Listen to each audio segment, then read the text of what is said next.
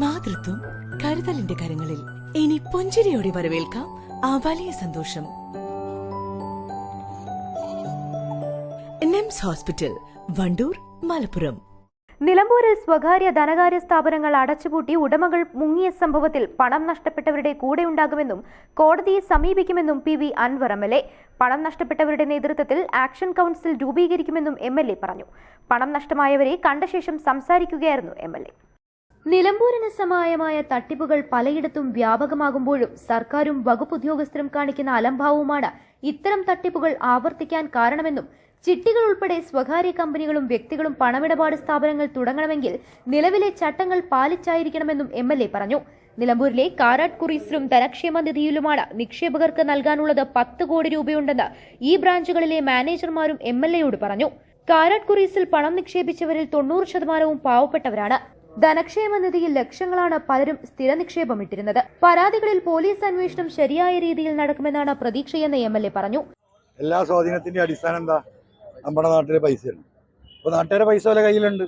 ആ പൈസ വെച്ചിട്ടുള്ള സ്വാധീനങ്ങൾ അവരുണ്ടാക്കും. അതാണല്ലോ ഈ പല കേസുകളും പിടുത്തല്ലാതെ പോയത്. ഇതിൽ ഒരുപാട് പോലീസ് ഓഫീസർമാർ ഇപ്പോൾ നമുക്കറിയാം. ഇപ്പോൾ ഇവിടുത്തെ ഈ നിഷാദിൻ്റെമായി ബന്ധപ്പെട്ട കേസ്, തൃശ്ശൂരിലെ കേസിലൊക്കെ മുൻ IG സുരേന്ദ്രൻ അടക്കം നിരവധി കേസിലെ പ്രതിയാ. ഇപ്പം മാവുങ്കൽ, എന്ത് മാവുങ്കല, മോൺസൺ, ആരാ പ്രതി? 3-4 പോലീസ് ഓഫീസർമാരാണ്. അപ്പൊ ഇനിയും ഇങ്ങനത്തെ കേസുകളുണ്ട്. കാരണം പോലീസ് ഓഫീസർമാരുടെ ഒരു വലിയ റേഞ്ചിൽ ഒരു വിഭാഗത്തിനൊക്കെ സൈഡ് നിൽക്കുന്നു എന്നത് ഇപ്പൊ കേരളത്തിൽ ഇപ്പൊ നടന്നുകൊണ്ടിരിക്കുന്ന കേസുകൾ നമ്മൾ മനസ്സിലാക്കി. എത്രയോ ഫൈനാൻഷ്യൽ തട്ടിപ്പ് ഇവിടെ നടന്നല്ലോ. എത്ര 1000 കോടി, നമ്മളിവിടെ തന്നെ 1500 കോടി പൂക്കോട്ടം പടത്തിന് തട്ടിപ്പോയി. എത്ര എണ്ണം ഡെയിലി ആളുകൾ ഇതിന് പൈസ കൊടുക്കാൻ റെഡി ആയിട്ട് നിൽക്കുകയല്ലോ. അധ്വാനിച്ചുണ്ടാക്കണമെങ്കിൽ കുറച്ച് പണിയാണ്.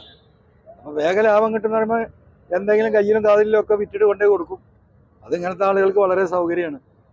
അപ്പൊ അതിന് ആളുകളെ ഈ ചൂഷണം ചെയ്യുന്നതിനെ നിയമപരമായിട്ട് അതിന് നേരിടേണ്ട ഉത്തരവാദിത്വം സർക്കാരിനാണ്. സർക്കാരിന് മുന്നിൽ ഇങ്ങനത്തെ കേസ് എത്ര പ്രത്യക്ഷപ്പെട്ടു.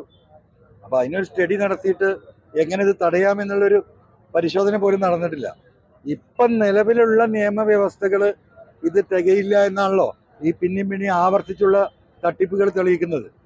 അപ്പോൾ എങ്ങനെ അതിനെ നേരിടാം എന്ന് നിയമവ്യവസ്ഥയിൽ അതെങ്ങനെ മാറ്റം വരുത്തണം എന്നുള്ളതാണ് സർക്കാർ ആലോചിക്കേണ്ടത്. അങ്ങനെ ഒരു ആലോചന നടന്നെങ്കിൽ ഇതിന് പരിധി വരെ നിൽക്കുള്ളൂ. പിന്നെ ആളുകൾ ഇതിനെക്കുറിച്ച് ബോധവാന്മാരാകുക എന്നത് വളരെ നിർബന്ധമുള്ള സംഗതിയാണ്. അപ്പം ഇല്ലെങ്കിൽ പിന്നെ സർക്കാരിൻ്റെ ഒരു ഒരു അഡ്വൈസറി ബോർഡ് പോലെ ഒരു ബോർഡുകൾ രൂപീകരിക്കാൻ ജില്ലാ തലത്തിൽ അങ്ങനെ ഒരു കുറിയുണ്ട്. ആ കുറിയിൽ നിക്ഷേപിക്കാൻ പറ്റുമോ എന്നുള്ളതിൻ്റെ അവസാന വാക്ക് ആരായിരിക്കണം? സർക്കാരായിരിക്കണം. അതിൻ്റെ അഡ്വൈസറി ബോർഡ്. അപ്പോൾ അവിടുന്ന് ഓക്കെ ഞങ്ങൾ ഇൻവെസ്റ്റ് ചെയ്തെന്ന് പറഞ്ഞാൽ കുഴപ്പമില്ല. അപ്പം അങ്ങനെ എന്തെങ്കിലുമൊക്കെ. എടക്കര ഉണിച്ചന്തം സ്വദേശി സന്തോഷ്, എടക്കര മില്ലുംപടി സ്വദേശി P മുബഷിർ എന്നിവരാണ് കോടികളുമായി മുങ്ങിയത്. News bureau, Nilambur. Teddy Baby Diaper and Pants made for Indian baby body type.